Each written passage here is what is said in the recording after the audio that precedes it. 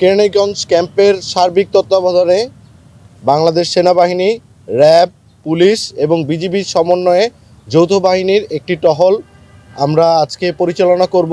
এখানে আমাদের লক্ষ্য হচ্ছে গিয়ে ঢাকা 3-এর যে কেন্দ্রগুলি আছে, যেখানে হচ্ছে গিয়ে গাড়ি যাওয়াতে একটু সময় লাগতে পারে, ইনঅ্যাক্সেসেবল, এবং সেই সকল কেন্দ্রে যদি কোনো সমস্যা তৈরি হয় তাহলে আমরা যাতে কুইকলি রেসপন্স করতে পারি, সেই উদ্দেশ্যে আজকে আমাদের একটা মোটরসাইকেল শোডাউন হবে।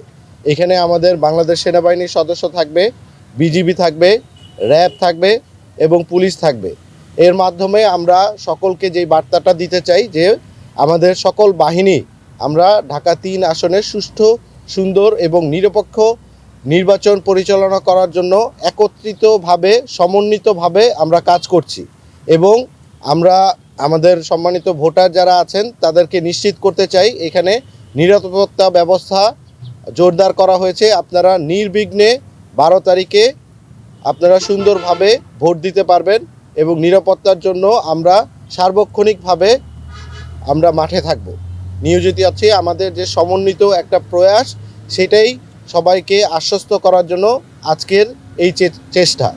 আমি আমাদের আজকের যে রুট পরিকল্পনা সেটা আপনাদেরকে ব্রিফ করছি।